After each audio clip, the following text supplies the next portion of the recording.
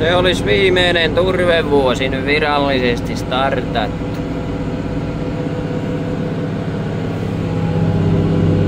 Pötkylän nostua. Näin ennen toukokuuta. Nyt muuten valehteli, vappu oli ja meni. Nyt on 3. päivä toukokuuta, toukokuun alussa.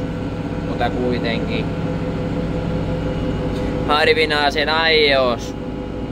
Kylvöjä ei ole vielä aloitettu, mutta muokkaukset etenee hyvää vauhtia, niin koitetaan, jos saa taas kentät täyteen ennen kylvöjen aloitusta, kun tällä pitää sitten kylvää. Mutta jos tässä 3 tai 4 tiukkaa päivää tekee, niin pitäisi aika lailla olla ne kentät täynnä, mistä meinataan palaa ottaa. Vähän on jämerät fiilikset sinänsä, kun tietää, että on viimeinen vuosi. Sitten tämä lysti loppuu. Harmi valtiolle. Verorahoja jää tästäkin saamatta melko pitkä siivu. Vaikkei mitään suurta alaa kuitenkaan meilläkään oo, mutta tästä meikäläisenkin tilan toiminnasta niin aika merkittävä osa liikevaihdosta tulisi tästä turpeesta. Jos vertaa tuollaiseen niin kuin keskiverto viljatilahan. Ottaen huomioon, että tässä on se 20 hehtaaria suurin piirtein turvekenttää, niin pitää olla 3-numeroinen luku, että viljatouhulla päästään samoihin niin liikevaihtoihin ja tuloksiin. Ja sitten kun otetaan siinä asiassa vielä huomioon se, että kumpiko saa tukia ja kumpi ei. Niin kyllä tämä olisi niin kuin aivan viisasta liiketoimintaa harrastaa ja työllistää vielä väkiäkin, kun olisi enemmän touhua. Ja työllistää tämä tietty nytkin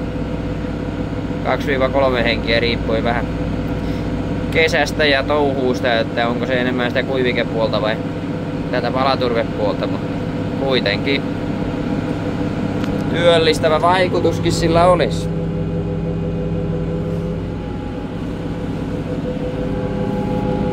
Kaksi kenttää on saanut jo nostettua ja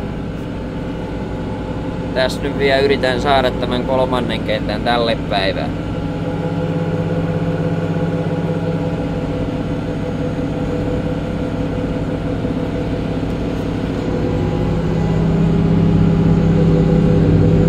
Tällä suoralla palakoneella nostellaan nyt.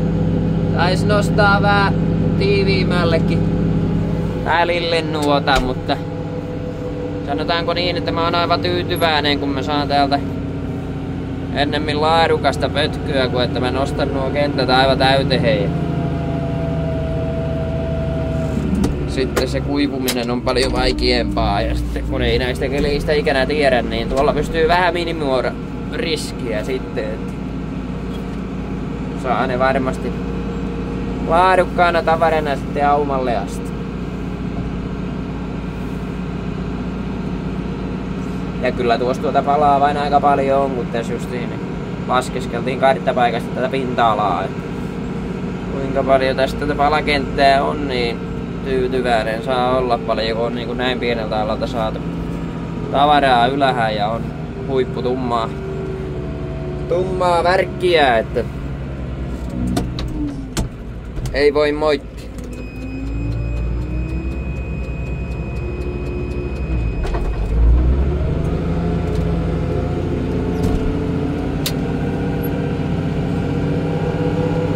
Sieltä käsikaasua taas vain päälle ja menoksi.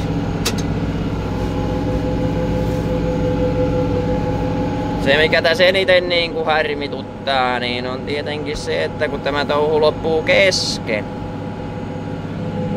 Niin kuin ajanpenkalta näkyy ja siitä, että pötkyä nostetaan, niin tavaraa täytyy olla vielä kentästä paljon.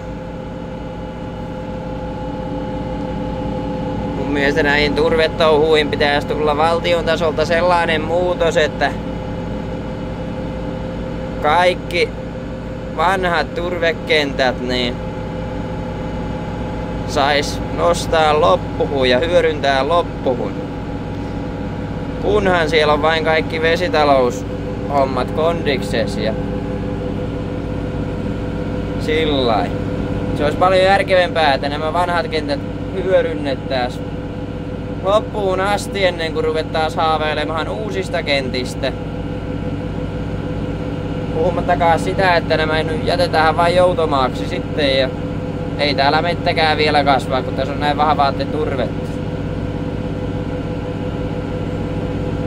Siinä olisi Arkadianmäelle pohtimista.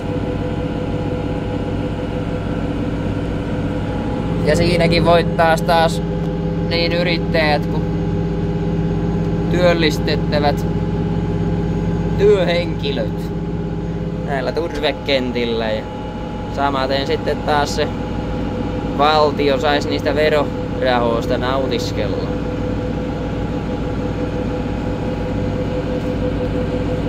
Mutta tällaisia mietteitä täältä tällä kertaa.